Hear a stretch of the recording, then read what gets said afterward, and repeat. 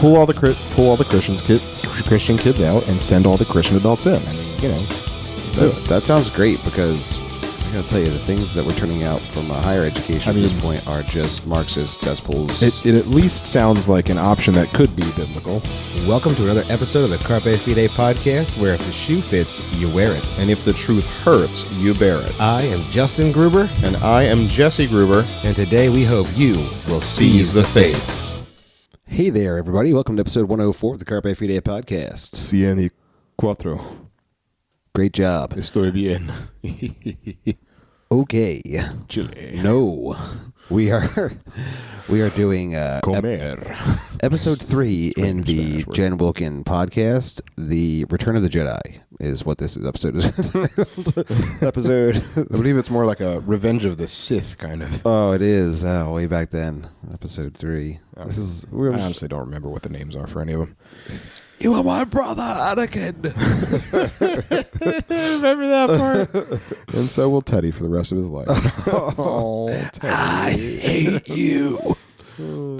Daddy, why is Anakin He looks up to me and says, Daddy, I'm scared. I'm like, so sorry, buddy, I forgot this part. It's very charred. Oh, Daddy, where are his arms? I don't know.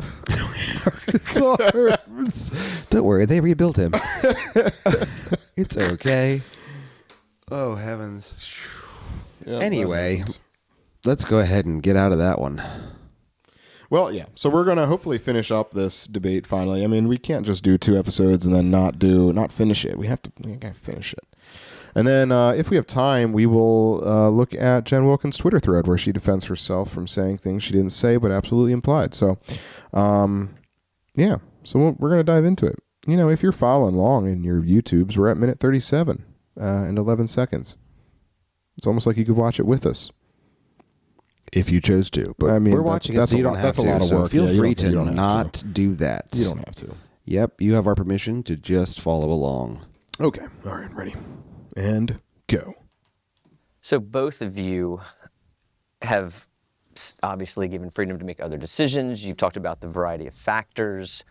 You live in a world-class school district. You have a family situation that is conducive for the educational plot twist. He's now going to have them switch positions. What would be factors, if you were to do it again, that would have caused you to make the opposite decision? Dun, dun, dun. That's a great question. Yes, Jen, please go first. I've asked this having, I have family living in all different areas of the country, and they face very different considerations in this. As I mentioned, the education piece for us was not a hard question to answer. If I thought they would not actually be able to receive an education in the public schools, then I would absolutely have done what I could to homeschool.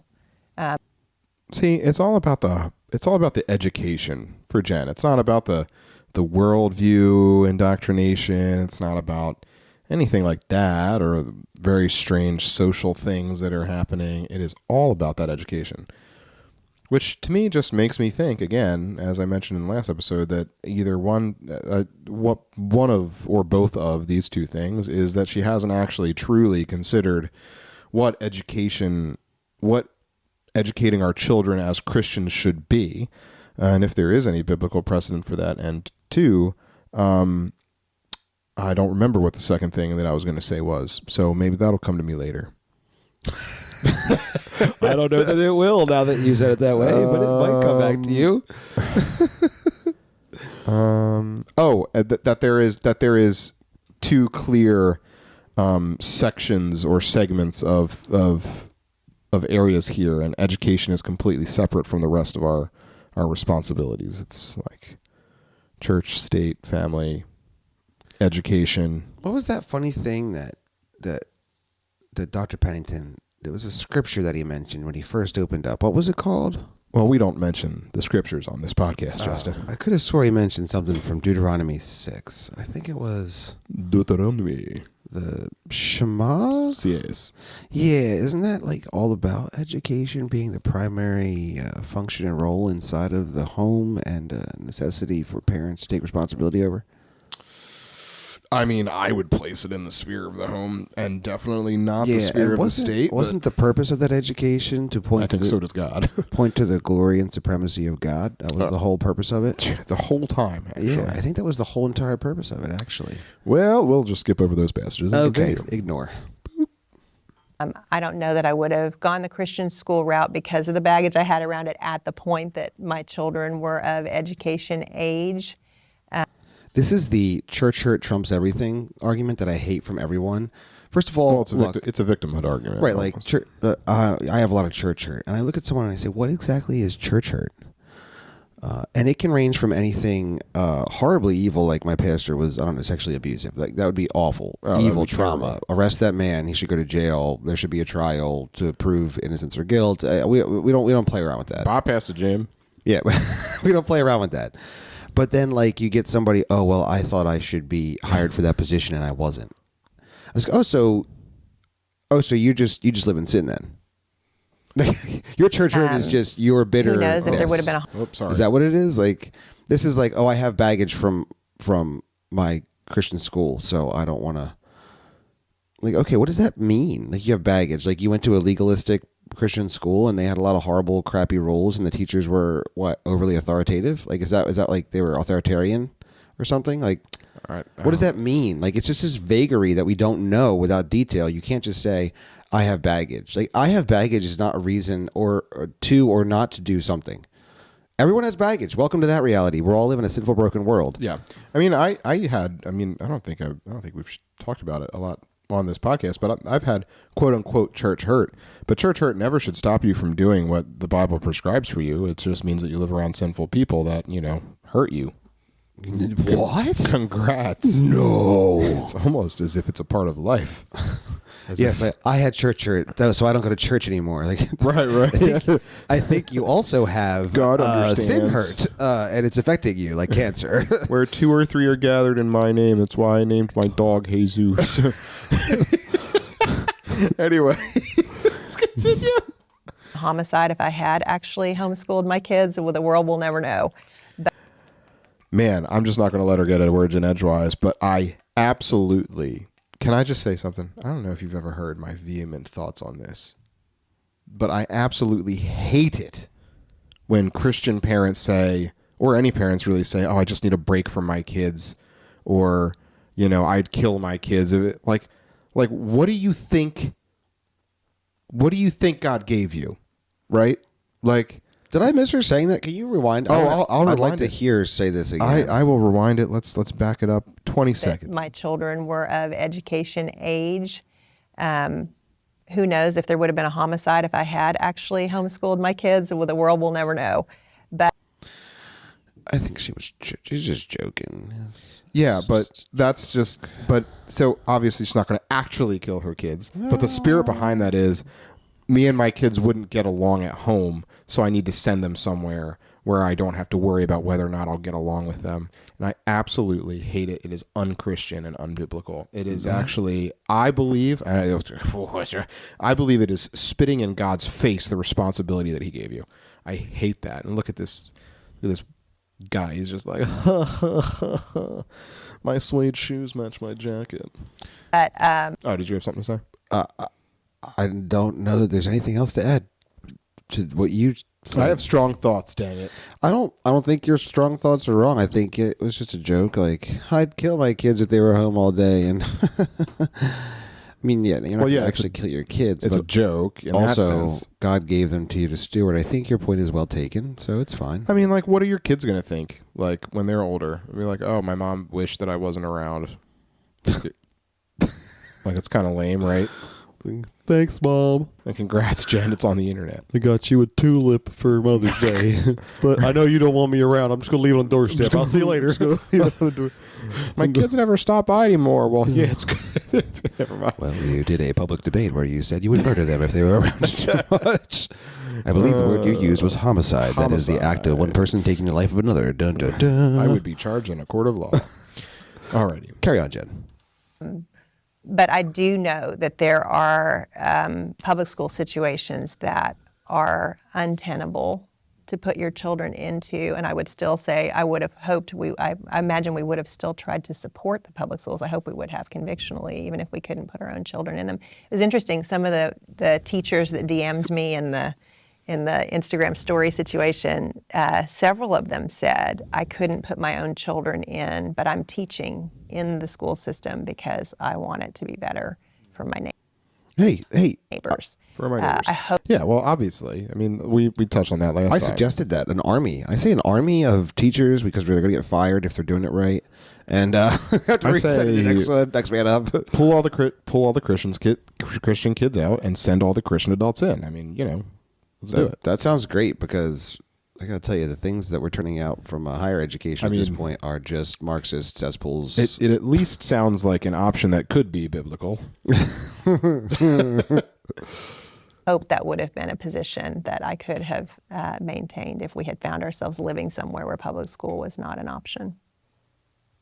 But don't you feel the dilemma of that though? Yeah. I mean, and again, I respect that as well, but I mean, it seems like that kind of undercuts the vision, like in the sense of if you wouldn't put your own kids in it, how can you be engaged in a positive way still? I guess that's one way to frame it as a question. There are lots of ways. Yeah. I think that's a really good practical question. Yeah. I think there are lots of ways. You can still go to school board meetings. You can still volunteer in the public schools. There's mentoring programs. You can be supportive of the teachers who are in the trenches. When you think about what public school teachers represent. The teachers in the trenches, the ones that are, which teachers are we talking about here? Are we talking about the ones that are pledging to the gay flags, or like which teachers are we supporting? See, this is the problem when you just make a broad, when you lump so many different kinds of people into one thing, like teachers. Well, yeah, there are really good teachers, and then there are really, really bad teachers. And I don't know what the percentage of that is, and I don't think Jen does either. So, like, yeah, you can support good teachers, but you can't support bad ones. So what do you do with the bad ones? And how do you navigate that? That's something that she doesn't really address. She's also, it's like nurses. I mean, it's also important to highlight the reality that you still have a primary role, right? And you don't want to undersell what God has given you primarily to do things that are not in the primary role. So what's the size of your plate? Like, you have to know that going into it, right? So if you feel convicted to code school your children, that's going to take a vast majority of your time. Like, it's going to take time and resources and energy to do that well and care for your home, which means it is going to limit your ability to go to these things and do these things. Like, those are the things that you would do and I would say are required. Hear me. I would say are required to do if you're going to send your child to public education. You need to be at the school boards. You need to know all of your teachers that will be teaching your children, not just the ones immediately in their classroom. You need to know what the curriculum is, where it's coming from, who wrote the curriculum. You need to know what the flow of the day at school is. You need to know what extracurricular classes will be being taught. Your child has to be able to transparently communicate to you. So you have to build those lines of communication and trust. You have to go to the school board. You have to know each member of the school board. Where do they work? What do they do? What are their thoughts on the different topics that you would like to know if they're being taught in the school or not? You have to know all those things if your child's going to public school. But if your child's at home school, you have a totally different set of responsibilities. And outside of the purview of those responsibilities is all the things happening in the public school. So there's like here's another thing, something I forgot to mention on the last podcast, and I'm glad I'll be able to mention now. Me too. I'm really glad about this. Yeah, one of the public school teacher that left teaching this year, Josiah, at our church, one of the things that he was talking to me about, and we talk about education from time to time, and he one of the things he said to me recently, I think it was at the Men's Muster Fire actually, when we had Alex over and John. But one of the things he said to me, he was like, "Look, as a public school teacher, I had to sit in like by my bosses like maybe 2 or 3 times a year, and every other day I could just do whatever I wanted." He's like, "There is no accountability to the parents for anything that happens in this classroom." He's like, I could tell them whatever I want. No one's checking on me. Basically, was his thing, and he's a good man. He did a very good job with the situation he was given, and so that to me is a very scary statement. You know, the idea that, and obviously, if you are a Christian teacher in public education, obviously you should not be manipulating that, but just the fact that there's so many that aren't Christians or don't have a good integritas, is that a word? Set of values. Just integrity is fine. is terrifying with no actual accountability. If what he's saying is true, and if what he is saying, which I don't think he would lie to me, and if that's applicable in a broader sense, which again I don't really know, but that is a very scary thought. Wouldn't you say? It kind of underscores the reality of how much a parent needs to be involved inside the public school. Yes, if that's going to be an education option for them. Yeah. Then in this country, they're often they're on the front lines of, when a child reports, they're the first, their mandatory report on all the CPS concerns. The function that they perform in our society is valuable, and for them to be unsupported is unthinkable to me. And so even if my own children were not able to be in that education space, I would want to do everything within my power to support it and improve it. Because, there have been a lot of studies done on the impact on a school if there are just even 2 involved adults who will take interest in what's happening, who are not on staff, and the impact that has on a public school and a community. And so 2 parents in an entire school. What study is this? How big is that school? Like 10 kids? 10 kids? Like it's a homeschool co-op. Here's I feel like there's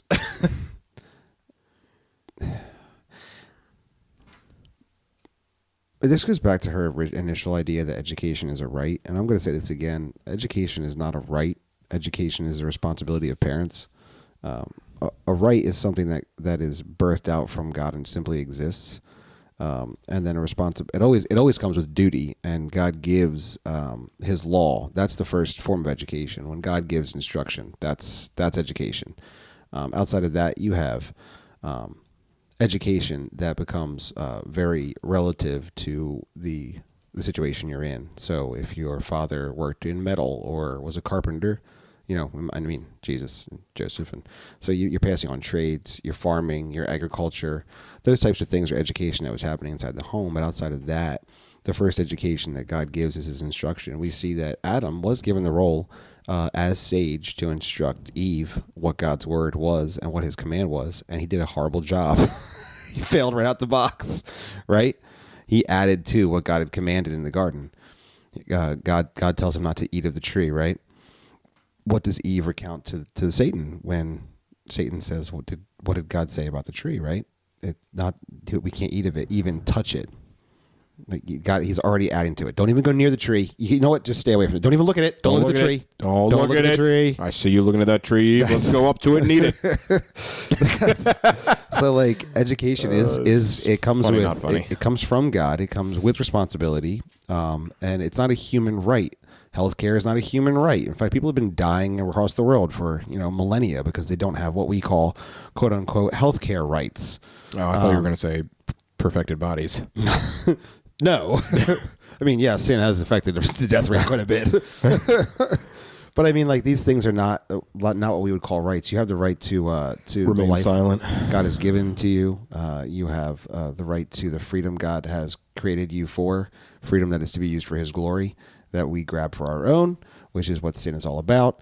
But these things are additions. The idea that you have the right to learn, you have the right to learn calculus. Doesn't exist. That's not a thing. You have the right to learn the economic systems. No, that's not a thing. That's not correct. You're false.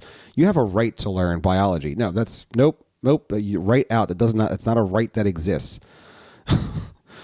So I just want to say that. And once you remove that, once you realize that education is actually a responsibility from God, it changes your whole perspective on this conversation. I don't need to be looking to make education better, certainly in the way that's been outlined by Jen, where she says that, she wants teachers with different perspectives teaching her kids. I'm like, no, my children need to learn the right perspective. Then they can spot counterfeits. Learning the wrong perspective isn't helpful. So certainly then I would say if you're going to understand that it is actually a responsibility that comes from God, then when I go into the public schools, I'm going to have a clear focus on what my responsibility is. I'm going to have a clear focus on what I'm going about to change. Because yes, I am indeed trying to affect change for the righteousness and glory of God, to the good and benefit of all men, because any other change is not for the good and benefit of all men. Yeah, I was going to tell you that was a good point when I was re-listening to the podcast. Yes, I'm weird and I do that. But when I was re-listening to a podcast, when you said Well, that, you know, that when was we good. don't, sometimes we miss mistakes. Right, yeah. I mean, I listen to it so we can improve. Actually, very important. Not because I think that we did a good job. I wanted to pat myself on the back. I want to listen. That was so nice. I want to listen to it twice. We're like, hey, Jaeger, the whole second half of the podcast has actually been put as the first half of the podcast, and we could really we need to re-edit this podcast. That's the important part there. Sometimes things happen. Ghosts in the machine. Sorry, I rambled. Yeah, we're not going to get through this. It just feels like a really We must. This is the easy, last episode. Local missions effort Right. that's right in front of us all the time. Oh my gosh, did she just say that the public school system is a easy local missions effort? You have to rewind. Put it back in context. We talked for a while. Let's hear what she says. I know the context. A public school in a community. And so it just feels like a really easy local missions effort that's right in front of us all To the support time. the public Yeah, school no, system. she kind of All did right, say you can that. answer the same question. Yeah. So the question again being like, what would What would be, if you went back, what would be circumstances? She's been in talking for a which long time. you I could don't really imagine remember what the yourself question was. Sending your children to public school. Yeah, I mean the financial part has been difficult for us. It really has, and homeschooling made that easier. Even though there's costs in that involved in terms of buying your own curriculum, and we're still paying taxes, and everything. But yeah, private school has been Thanks, government. Thanks, government. Yeah. a challenge on the financial side. So I really feel that, and I'm aware that most people do that. So if that makes me, have some pause at moments, like, was this the best thing to go? Kind of feels like backwards financially for 15 years or 20 years. But I think for us, the public education system where we've been in for the last 18 years, I would not be comfortable putting our kids in for a number of reasons, and it feels like it's worse. I don't know if we're just getting older. It is but worse. it I do feels think- like yeah, I mean, the social risk is a component as well to Yeah. be addressed. But like, she would our still send her kids kids. are, But she would still 18 send her to- kids there now in 2023. So If at all possible. factor it in, but I mean, also ignore it. 30 kind of thing. But you think if I had and people ask me this all the time too. I had a pastor text me the other day, we have a, whatever it is, kindergartner and below, and we want to be a good witness. We want to be engaged in society, but I'm really concerned. And I had to say, it does seem that many of the things going on, not everything you hear is true, but many of the things going on in public education in terms of some moral issues feel more extreme than they did even when our kids were little. I don't think that's just in our minds. I think there have been social changes in a significant way. And so I think for us, but I He's guess I not need to wrong. answer your question. Sorry. I think the money, if we would have had a better, more comfortable public education system, maybe in a smaller town or something where I was more involved, could have been more involved, I think the financial combination with that would have made us more open to public schooling. Although when the kids were really little, Can I just say, I actually don't believe him. I think he's just trying to be charitable.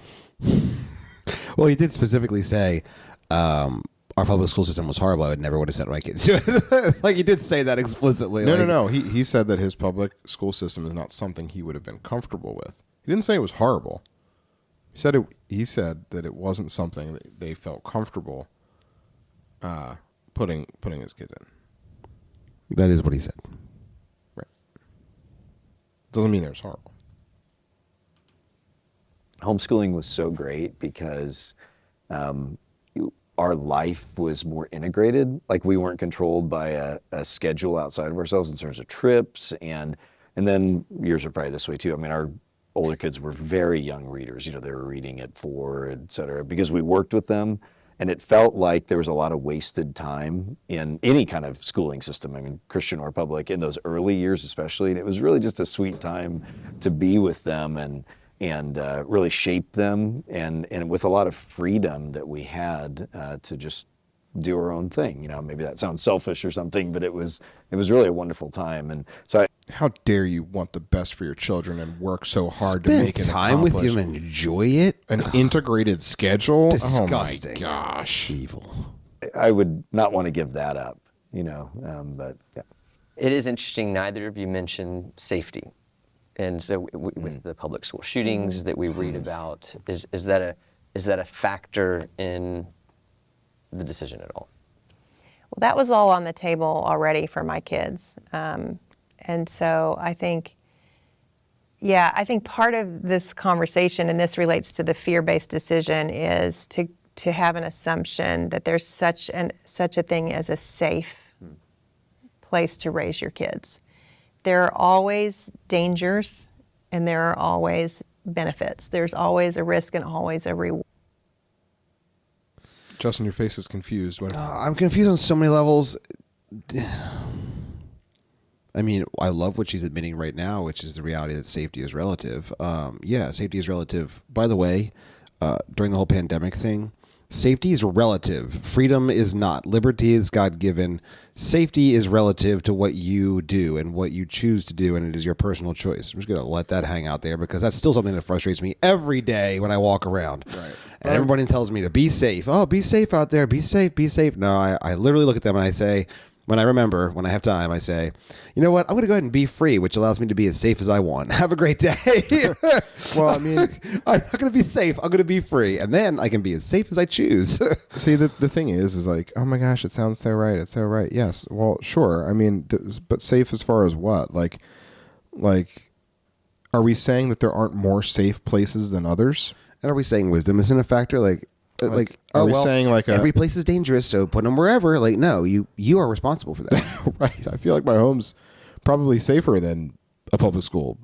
And I also, in a lot of different ways. I also don't understand the framing of the question either. You know, like, are you worried about the dangers of public school? Like, you know, with all the school shootings. And I'm like, what are my child's statistical odds of being shot to death? Like, can you give me an odd on that? Because I feel like the odd is about as good as my child getting electrocuted in the shower. Like it's the odds are very low. We're going around acting like we just see corpses on the street every day that have been mowed down by gun violence. Like, I don't live in Chicago, so I mean, no, I don't see that every day.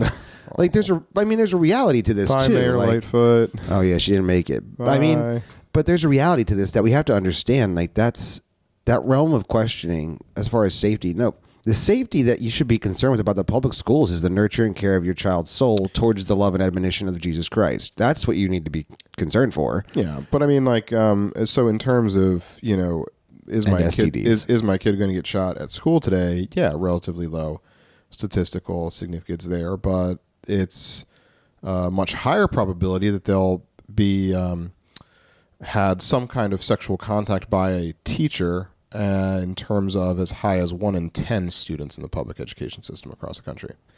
So, I mean, like, safe against what? I know, but with the education so bad, do the kids even know what sexual contact is? Well, I mean, that's all they're teaching in schools. That's all they're teaching. Oh, that's not. Jesse, you're one of these fearmongers that are putting out misinformation. All right, now Jen is on to you. Point on Mr. Robinson where it's not funny. Use this Kermit the Frog doll to tell me where the man hurt you. Oh my gosh. But yes, no, that is a real thing, and it is as high as 1 in 10. Right, but the school shooting is not like I can't. The school shooting is not 1 in 10. I'm not going to send my child to school because he could be mowed down with gun violence. It's not something that I'm personally worried about in the area that I live. Now, if that's a factor for you where you live, please factor it in. Please. I mean, she lives in Texas, so I mean, like they had one this past year.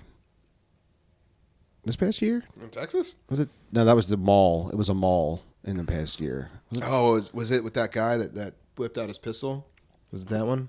Somebody in a mall did some shooting. But Texas. Like, did another dude shoot him? Shoot the perp? I don't. In Texas, everyone gets shot after they start shooting. That's right. That's what I'm trying to say. That's how Texas works. Yeah, like the guy that was shooting up the churches, and then the NRA instructor shot him. Get clapped. So, anyway, I just thought it was a weird framing of the question. Reward. And if we perceive only reward, then we probably haven't thought about it enough. And if we perceive only risk, then we probably haven't thought about it enough.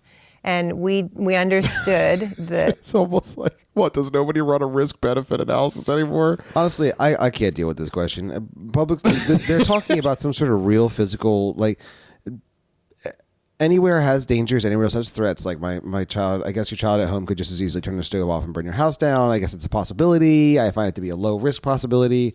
I guess your child could go and be a victim of gun violence at schools. I feel like that's a relatively low possibility. Either one of those things, guess what? They're the devastatingly horrible, sad, worst case scenarios. So you have to weigh them, like get a balance. The guy asking the question does live in Florida. There was that whole shooting in Florida a while ago. Yeah, right? Parkland. Yeah, Parkland. that was in Florida. Yeah, I understand that. I just feel like this is a hard question. I would rather go into the developing a child's skills and talents. Let's see All what right. let's hear what their perspectives are. You know what? That'll on save that. us 4 minutes off of this time, which is Let's probably about 20 minutes off Just of ours. keep So moving. 48:58. So I didn't know if you want to respond. He brought up focusing on developing certain talents and working. Do you want to respond to that? You anti-extracurricular person. I feel like we were able to do that as well. I think when you see that a child has a skill or a talent that is an outlier. Now the problem is like organized sports is telling every parent that their child has a skill that's an outlier, or whatever it is. But again, we had a ton of time together. You know, we have a pianist in the family who's really, really good. You know, we have a child who's fluent in Spanish. So I don't think it's off the table impressive? to do that. I mean, they Again, live in it's Texas. it's how It's present are you Spain, Second it's language. Mexico North. It's North Mexico. in the life of your child. And then for us, it was like the job thing is interesting to me because we really did not pressure the kids. I'm not saying you pressured your kids, but we didn't press our kids toward you need to go get a job because they would come home, especially in high school, they would come home from school and they spent every minute from the time they got home until they went to bed doing schoolwork. Now, a lot of times that was... Didn't she just say we spent a lot of time together as a family? Like, why can she not say things that make sense and jive with one another? She just said we spent a lot of time together as a family. Her sister or whatever is a pianist. And then, like, one random kid speaks Spanish. Don't know how that came about. Well, because he's staying up every night doing school. But then she just said they spent every minute coming when they come up from I school. told you repeatedly, my most frustrated thing about this thing is you need logical arguments. Like, you can't keep contradicting yourself and expect me to have... What are my takeaways from this discussion exactly? So we didn't pressure our kids towards you need to get a job because they would come home, especially in high school, they would come home from school and they spent every minute from the time they got home until they went to bed doing schoolwork. Just look at it. us involved in that, you know, but there is a time element. That is something that is a trade in this that isn't mitigated entirely. Yeah, by because there's a lot of just wasted making time sure. in school. I mean, in Christian schools too. I mean, in any kind Agree. of formal education, it seems like there's a lot of wasted time. There's a lot of time Agreed. spent in classroom management that is not about Agreed. education, et cetera. And you know, Agreed. again, I feel the tension of the goods that come from it. But if you're talking from a purely educational standpoint, I don't know, especially at the younger years, there's a lot you can do. Like our kids, one of the things we saw with our older kids is that because they were originally homeschooled and then 2-day-a-week consortium kind of situation, they were so ready for college because they had learned to be independent learners. Like they learned they needed to get their work done, they needed to manage their schedules, and they were able to work jobs as they did it. So it felt like it really helped them enter into adulthood. And like when they got to college, they were used to managing their time and they're used to working jobs and doing all that stuff. So I'm not saying that's the only way it can happen, but for us, that worked well for training them in kind of adult skills and adult work-life balance. And that. Yeah, I think I view what you're calling wasted time as time to study human nature because you get. Oh my gosh. Well, we're done with this question. I am done. I don't even want to hear one more thing. I don't want to hear one more thing. You know what? Take those human nature studies and put them back in my wallet because my dang taxes go to pay for these dang schools. We like to look at these times of wasted space times as opportunities to take case study psychology classes. Go ahead, Johnny, and write down what you saw little Beverly do to small Timmy, and tell me what Mrs. Brown said that they should both stop doing, and then investigate in your own ways what you think possible outcomes would have been better suited so that they could have had a better emotional outcome as well for them. Like, what are you talking about? Like, no, he's right. What you're saying is now stupid. You Right. didn't need to say this. Nope, that was dumb. This was a mistake. You should have just said, yes, there is a lot of wasted time in formal education and been done We with like it. to look at those as redeemable spaces. We like to see those as opportunities where we can evaluate human nature. Let me tell you about this. The heart is deceitful and desperately wicked. Who can know it? That's what I want you to observe about human nature. Oh, Okay. gosh. All right, we're just skipping to the next question. Compel it. Compelling arguments from opponents. We're almost done. I know. Thank the What Lord. is the most compelling part of your opponent's argument? We'll start with you. Yeah. You ready for what? Oh, okay. I'll just let him say it. Again, I'm very sympathetic, and I think especially the idea of, still being deeply involved in the community, and related to that, what you said about not just making choices that are for my family, which is, I think, so easy to default to that, and I'm sure I've been guilty of that as well. I'm sure I probably even have said that phrase at some point, and so I really appreciate that and value what you're saying about I've got to think about more than my family. I got to think about how my family can and should contribute to larger goods. So really appreciate that. Yeah.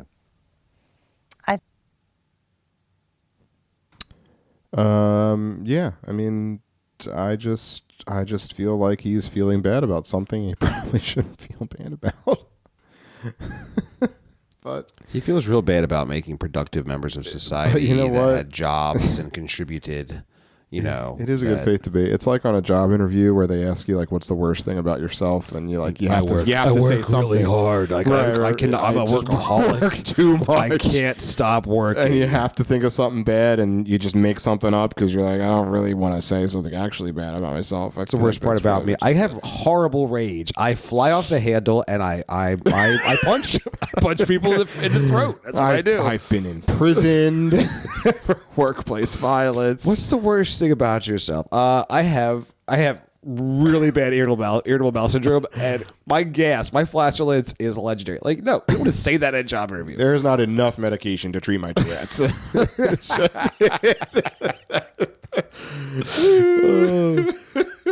Okay, I'm going to leave that one go before we have to start editing. I think the out time this piece, podcast. because I love the time with it. I've joked with Jonathan. It's not a joke that I just want them to all live on the same block and we can all do. I'm like, I get other cultures do that, and I know why.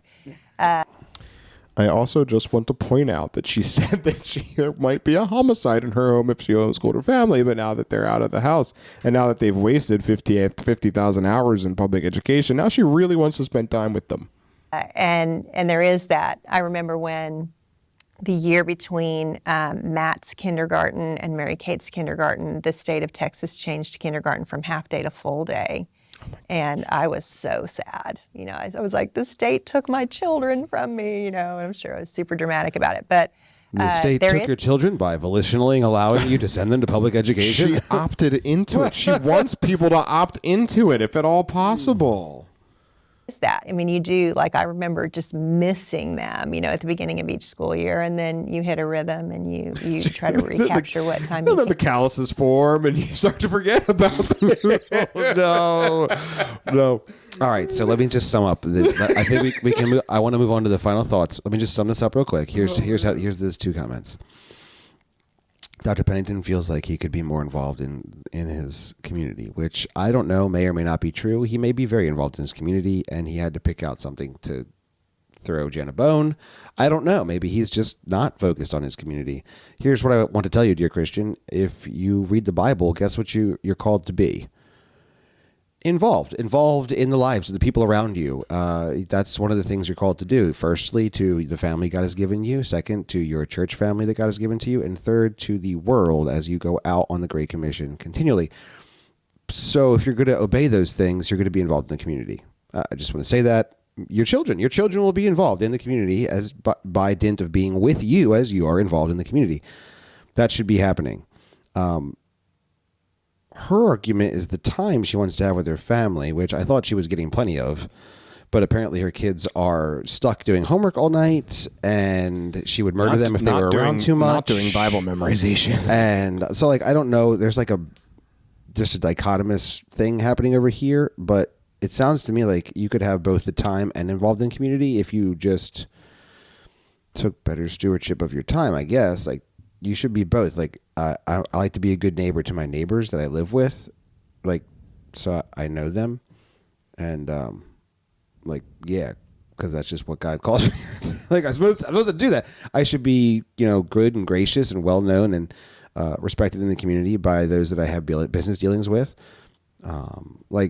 you're not going to make everybody. Someone's going to get angry with you for being who you are, for doing something they don't like. That's going to happen. But like, you should be involved, like in the community. Like, you should know what your borough does, your town does. Our church likes to be involved in town events. Like, that's how you get involved in things. At the same time, that doesn't diminish your responsibility to have time with your family. Like, you're called to take that stewardship, to steward their education, to steward their talents, nurture their love and care and admonition for the Lord. Like, that's what you're supposed to do. Oh, that was weird. What are their final thoughts? They actually have final thoughts here. No, it's just like a closing statement. Do we not want to hear it? No, not really. It's just 20 seconds of thanks for being here. Thanks for being here, and everybody was right. Everyone's right. You're right. You're right. You're both right. All opposing viewpoints are right. So that's basically what this good faith. All right, so this takes us. We're going to transition now. Transition to. Dr. Pennington wrote a book, Jesus the Great Philosopher. Thank you, Dr. Pennington. Rediscovering the wisdom needed for the good life. Thank heavens. There is a thread on Jen Wilkin's Twitter that basically she was just, felt she was just being misrepresented. Now, we tried to do a good job of making sure we kept all of her quotations into context on our podcast. Hopefully we did that. Hopefully you felt that as we're going through. We let her say things that she said out loud for all everyone to hear, publicly available on the internet. And then we just simply commented on them and why we thought some of those views were wrong or right, and where they needed to maybe conform more to the scripture as God had called it to be. And then she felt very misrepresented by a lot of people, and I think rightly so. In some cases, some people weren't nice, but also in the instances of objective reality where she had said things, they were also correct. So it's a tough road to hoe there. So she basically put out 10 things in a thread. So like where they do tweet 1, tweet 2. She numbered them conveniently for us. Her basic premise is this: it seems in my recent remarks on public schools are being misrepresented, so I'd like to clarify. I get it. It was an hour-long debate, and in an age of short attention spans, clips and tweets can too easily obscure the flow of a longer argument, so here we go, which is specifically why we've taken now 3 episodes to go through this hour-long debate of fluffy niceness. Fluffy happy niceness. Here's the first thing that she wants everybody to know. She says, I did not say Christians should send their kids to public school to love their neighbor. I did not say Christians should send their kids to public school to love their neighbor. This is a mischaracterization of my argument. I did say, quote, what's best for my family, end quote, is only one lens for families who have a choice in education. I want to be very clear. While she is certainly right, she did not say the first sentence in that exact order in any way. She is also wrong that she did not say the second sentence in that order in any way. Both statements are not correct. In no way were these the exact statements that she was said, which is good. She didn't put quotes around all of them. She did. Ironically, it would be. Ironically, she says this is a mischaracterization of her argument, but she never actually says what her actual argument is on that point, because she just tried to half quote something else. She's not actually giving the full context, which is terribly ironic because her whole thing is that people aren't giving her the proper context here. Yeah. Which is a bit ironic. Like, I would think that she would actually use quotes in what she said, because I feel like that's probably easy enough for her to do. Because, well, I mean, she said it. This is where we have a problem. Now, we've talked about this before. She did not say that Christians should send their kids to public school to love their neighbor. In 2 ways, she is correct. She did say that you should not send your kids in order to love their neighbor. She did say, which is also not what that quote says in her Twitter thread. She did say that if at all possible, you should send your kids to public school. So that part is a little, again, it's a vague word salad there. I did not say Christians should send their kids to public school. No, but you did say it. If at all possible, you should send your kids to public school. She did. We covered that. Yes, we did very thoroughly. And you didn't. You did say that you shouldn't send your kids to public school to love their neighbor. You did say that, and the reason that you were engaged at the public school, and the reason we should be engaged at the public school, is to create a better environment for the public school people, the people that will be there, those that maybe are less fortunate in our community that need a good public school system, which in essence, which we've already gone through several times, is exactly the love your neighbor argument. She also took us to Philippians chapter 2, if I'm not mistaken, right? Where we should put the needs of others ahead of our own. Didn't she specifically take us there? She took us right and to she the put to the that old, in the Philippians. context of Christians going to public school. Like, we go to the public school to look out for the interest of others. We can't just factor our families in. We have to factor other families in, which is, again, love your neighbors. So I just think maybe a quick re-listen to this might help her remember what she said. I mean, fortunately, she did link to the whole interview at the end of the thing, so she could go back and re-listen to it. I really felt like this thread was for all the people that are followers of hers, that are fans of hers, that actually hadn't listened to this debate, and she wanted to get out in front. I really feel like this is like, oh no, they're going to like listen to some sort of Doug Wilson or you know, any number of everyone that's John about Pennington, Allie Beth Stuckey, or anyone that's actually got to cover has what I've said. Has conviction and spine and doesn't break her voice every 10 seconds. So number 2, here's the second thing she said. I suggested considering an additional lens. No, this is nothing that she ever did. She didn't say look through this lens ever once in this debate. Do you recall any time she mentioned looking through a different lens? I mean, I don't think so. I can actually look and see if she said anything about a lens. Yeah, we can Google the transcript, actually. No results found for lens. Okay. Well, this is what she says. I suggested considering an additional lens, colon, the impact withdrawing from public schools has on our communities, particularly on families without a choice in education. This is something she did say. She wants us to strongly consider that. In fact, that's what she connected us to Philippians 2, and the reason we should be engaged in possibly sending our kids to public school, if at all possible, is because we need to help other families and create a better public school, particularly because Christians should be having well-educated children that are involved and know how to work hard and should be creating good behavioral environments, and thusly, by that, their own behavior, they are being a form of salt and light, even though that's not what they're supposed to be. You don't send your kids to be that, but you do send them to love your neighbor. I mean, not love your neighbor, just to, consider other people. Word salad. But she did not say that love of your neighbor means we must choose public schools. Yes, but this is just a conflation of terms. She didn't say the love of neighbor means we must choose public schools. She said that the love of neighbor means, if at all possible for you, choose public schools. yeah. Yep. Nope. That's what she said. Yeah. And here's the thing. If at all possible, like, what does that mean? That means that public school should be your first choice. Well, let's sum it up, right? Public school. It's always open. I already pay for it. My kid can just show up because it's there, and like, it's not hard. There's nothing difficult. I can look, there it is.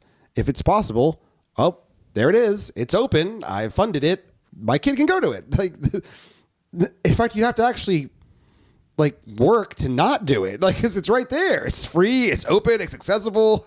It's not free. You pay for it with your taxes, but you know what I mean? Like,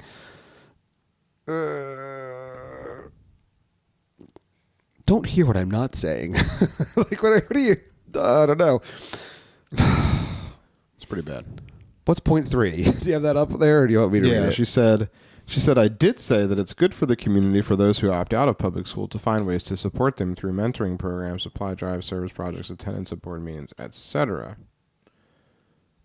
I mean, I feel like I can give her this one. She did say that it's good for people to be involved in those things. We did clarify that just tonight on one of her points, that if you've chosen to homeschool, it's going to have a different burden of time and pull you in different directions, and that may not be what you are. But if you're going to send your kid to public school, you dang well better be doing all up in them goodies. It's just so disingenuous. Like I did not say that. This is going back to the second tweet. I did not say. Can't let it go. Can you? I did not say that love of neighbor means we must choose public school. No, you didn't. But you did say that essentially without using those words, which is either speaking with a forked tongue, or you just being like it's almost like you telling your. It's almost like when you talk to your kids, right? Like you say something and they're like, well, and then they do something and they're like, well, you didn't say do this. It's like, well, I didn't say those words, but you knew exactly what I meant when I said, put your shoes away, that I didn't have to say, open up the lid to the shoebox and put your shoes in and then close the lid to the shoebox. To do all of those steps when you put your shoes away. It's like, it's very childish. It's just very childish. Like this is a victimhood thread. And it's exactly what I would expect from people affiliated with the Gospel Coalition. It's very shame. I do recognize our children are, I did say that it's good for the community. Oh, we already did that one. 4. I did say not all public school districts are equal by any means, which is true, and to learn firsthand what yours is actually teaching versus listening to hearsay. She did that while bludgeoning, parents who actually critique public schools harshly, and I think that was a bit unfair, but whatever. I did not say our kids should be missionaries. I explicitly said the opposite twice.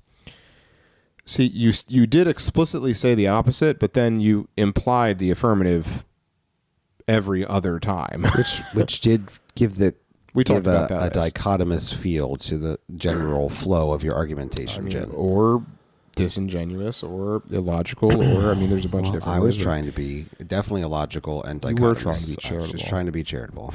Number 5, I do recognize our children are our first neighbors. I've written an article by that title.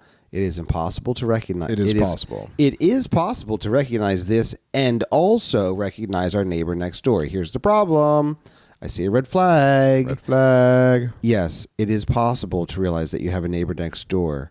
However, your responsibility primarily first is to your children. Right, and you do not skip. You continually and repeatedly honed in on your responsibility to effectuate a higher standard of education in the public schools for the sake of Sally down the block. Like you could. She literally said we need to push back on this idea because of Philippians 2. Yes. Looking out for the interests of others. She literally said, push back on this idea. 100% did. This is complete. This is bogus. Why it has 181 likes. It's got 181 likes from people who didn't actually listen to the dang thing. Well, you do have to realize it has 181 likes, but it's got 30.1 thousand interactions. So it seems like the ratio of people liking it that are seeing it are certainly not good. Number 6, she says, I do not think every family with a choice in education has to arrive at the same education choice. I explicitly said this more than once. No, but you should. You do think that they should. Yes, and so we can say that you did say that again by also a slight dichotomy in your argumentation. It's a nuance. Yeah, it's a dichotomous nuance. Number 7, to sum, and that's sum up. To sum up, my call to those with a choice in education is, quote, do your homework on your own district, stay if you can, but if you can't, be an active source of blessing to teachers, administrators, and students who are in your local schools, end quote. I feel like I'm sure she said that at some point in this argument. It's just certainly not the crux of actually what the sum of anything she was saying was. It's not the sum of what she argued. She did say stay. She did say stay if you can. No, she said to stay if you can. Actually, I would say what she said was, if at all possible, to stay, you should. If at all possible, you should stay if you can. That's what she said. Those were exact words she said. Stay if you can, should stay. Yes, that's what she said. So that's actually a little bit of underselling. And I'm sure she actually said this direct quote. I'm sure this came from the article. Search this, Jesse. Search do your homework and see if this quote comes up. Okay, do your homework. Do your homework and see if this comes up. I'm sure she pulled it directly from the... No results found. Let me just do homework. Just do homework. No results found. Let me just do home space work. Because it's a transcript. Oh, yeah. Hold on. So right now, is it possible thing parents have to work a ton of jobs now?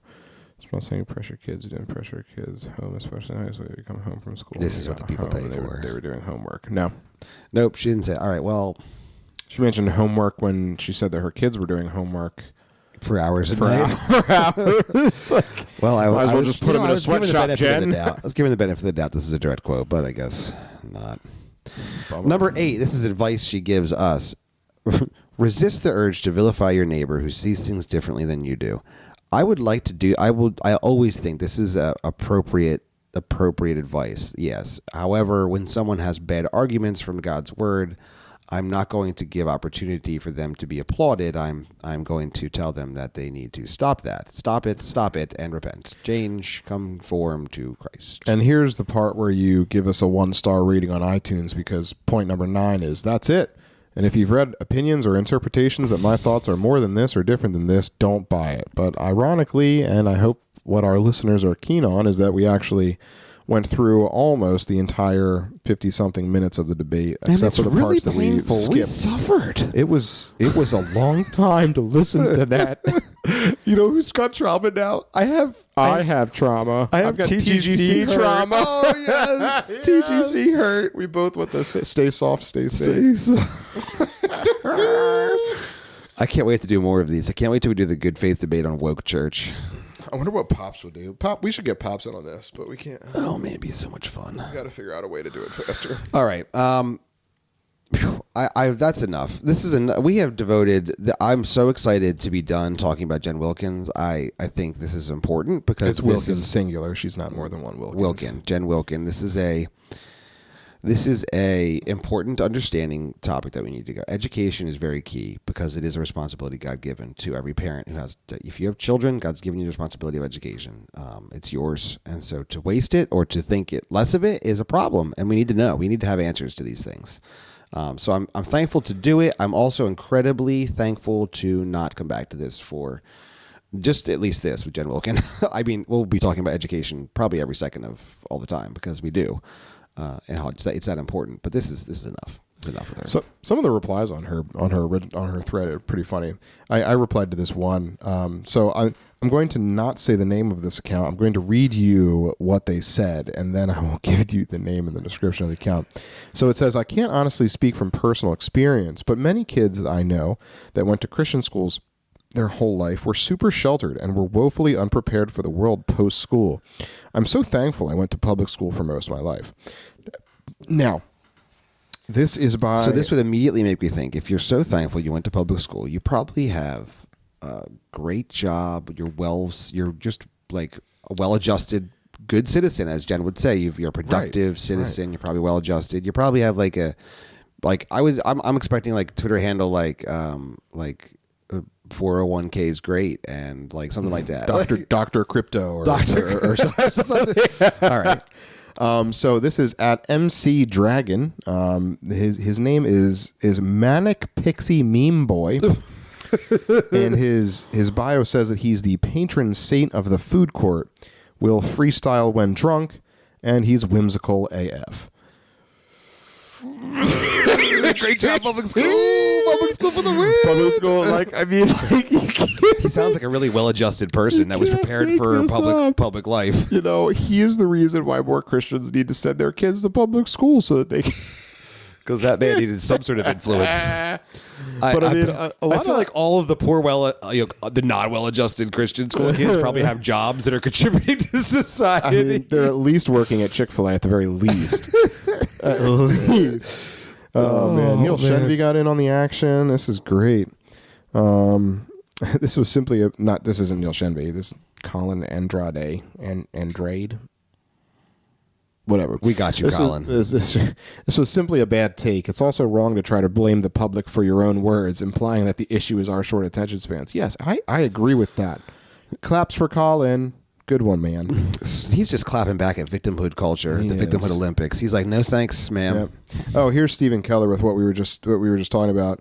He said, no, it was actually the flow of your entire argument that everyone is taking issue with. You did say that what's best for my family ought to be something Christians push back on in light of Philippians, and he literally screenshotted it.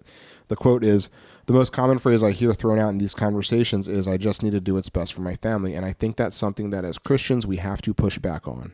Philippians tells us you should not just look to your own interest, but to the interest of others. Oh, so wait, did she say that? Oh, she said it. See, no. We're not just supposed to look only to our own interests, but we are supposed to look to the interests of our family first, in a primary sense, not in a singular sense, but in a primary sense. Oh my gosh, why can't people? Look, I went to nursing school. I failed it the first time. It took me 7 years to get a 4-year degree. I'm not the brightest bulb, but it's just, this stuff is not hard to put together. Oh my gosh.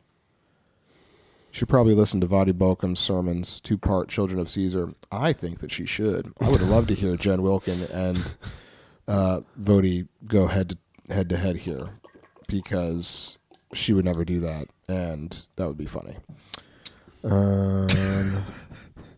James Silverman, our friend I kind of want to James hear her over get into at- a room with Allie Beth Stuckey. I think that'd be fun. Allie Beth Stuckey would go like Karen rage on her. It would be great. Who will wear the best Sith outfit?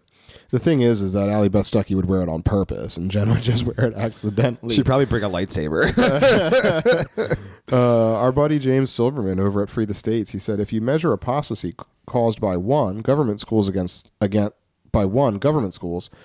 apostasy caused by 2, everything else, government schools takes the cake by a long shot. Your position is functionally pro-apostasy. I agree with James. Good job, bud. Oh, no. James coming in hot. Good job, bud. So hot. State schools are not theologically neutral. They teach another religion, secular humanism. Why should we send our kids to other religious schools? A fantastic question. How dare you, sir? The Hard Men podcast had a hard masculine Hard men take. took a hard take. They said women are easily deceived, Jen, which is why you should not be a teacher in an authoritative position within the church. Oh, no. If the truth hurts. Oh, no. Oh, wait. If the boot fits. If the shoe fits, wear it. If the truth hurts, bear it. Well, at least she can go back to her church where she can accuse Matt Chandler of something and he can step down. No, I'm kidding. It wasn't Jen Wilkin. Don't spread You don't know that. Don't It could have spread that. been. It was not Jen Wilkin. It could have been. It was not Jen Wilkin. You don't know that. I don't know that, but I'm just saying. You don't know, go I spreading thought that about around. that when she was talking earlier, and Don't I'm go like, oh my spreading it gosh, it was around. probably Jen Wilkin. No, it wasn't. I mean, like, who else could it be? No, there's thousands of people. It could have been anybody. No, it was We will not probably be the her. source of this. It's my fault, and I take full responsibility. She didn't have to step down It from was her a pastorship. joke. I mean, Bible She doesn't have a teachership. pastor. Oh my gosh. She doesn't have a title of pastor. Okay. This has been another episode of the Carpe Fide podcast. We're really glad that you Carpe listened. No, I'm cutting Fide this off right now. podcast. You should definitely go check out our website where we have a new shirt that dropped, the Slay Dragon shirt. Check it out. It does. It's helping to support the Men's Muster Ministries. If you know Alex Rodriguez over there, go give him a follow. Give him a little message. Send him some care and love and thanks, because he's worked hard on a book, and we're trying to get in some funds to get that published. It's an awesome resource for men. Much more on that to come later. So get that shirt. Also, well, our sale just ended, so I guess telling them about it was really not helpful. Yep, you shouldn't, because this is going to post a week But in we the future. do have another sale coming soon that we've been talking about that's going to be great. It's going to be fire. And when that happens, you'll know. So be watching. You will know. If you get our emails, You should get our emails. definitely be checking out for Go to those our emails. website, carpefide.com, and sign up for our newsletter. Oh, man. Because I do send, with every new shirt drop and with every sale, I do push an email out. I pushed an email out that lets you know about the sale, what exactly it is, how much you get money you save and get back, and awesome shirts and who we're supporting. So definitely sign up for that. I pushed it out. Never mind. No, don't. Anyway, also the shirt's really cool. So if you look at the shirt is really sword, cool. the headless snake stabbing the head, it's really cool. So check that out. Dude, definitely comment on this Jen Welcome series. If you want to hear more from the TGC Good Faith debates, there's a bunch of them and they look juicy. Oh, man. But there's a lot of news to get to too that have happened that I'm dying to talk about. But I'm glad to close this chapter.